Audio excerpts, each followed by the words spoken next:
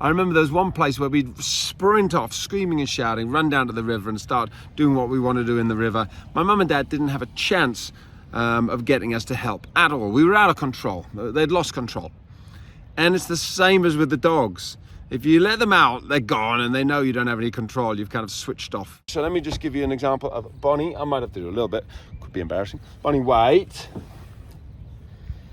Wait. Wait. Good girl, wait.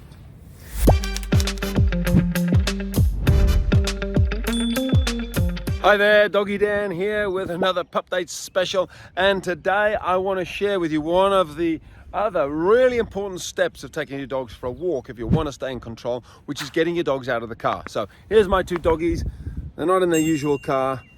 It's only a 2-minute drive, so there's not much room, so I'm going to get them out in a second. But first I want to share with you a very quick analogy of why you want to get your dogs out calmly, because a lot of people let their dogs out. They just love it. They open the boot and the dogs go wild. But here's the thing, I still remember as a child when we'd sometimes go to like a park for a picnic or somewhere, and if us kids just jumped out the car, I remember there was one place where we'd sprint off, screaming and shouting, run down to the river and start doing what we want to do in the river. My mum and dad didn't have a chance of getting us to help at all. We were out of control. They'd lost control. And it's the same as with the dogs. If you let them out, they're gone and they know you don't have any control. You've kind of switched off. So the opposite was when my mum and dad said, now, before we get out the car, I want you children to help us get the bags, put them on the tables, unpack the car with us, give us a hand, and then you can go and play.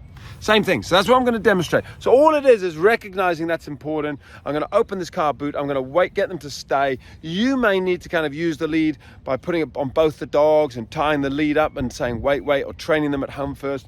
I'm not at that stage. So let me just give you an example of Bonnie. I might have to do a little bit. Could be embarrassing. Bonnie, wait. Wait. Wait. Good girl, wait.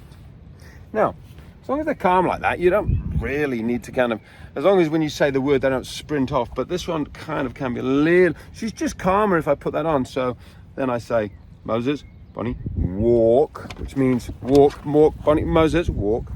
Now walk with me. Now all I'm doing here is I've got both the dogs, walk. Come here, this way, walk. And that's all it is. Now I'm going to say to them, Bonnie, sit.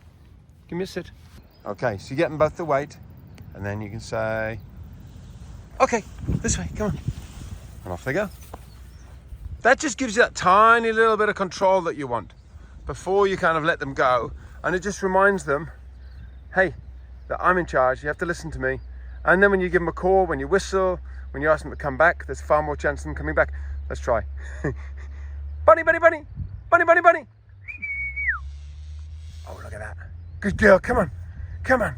Oh, you're a good little dog. Brilliant. There you go. So there you go, guys. Another quick tip. It's all these little tips about how you leave the house, how you use the leash, how you put the dog calming code in place, how you get them out of the car. It all makes a difference. So hopefully that's been helpful. Have a great day. I'm going to take them for a lovely walk. Come on. Come on, Bunny. Go on. Go on. Go on. Go on.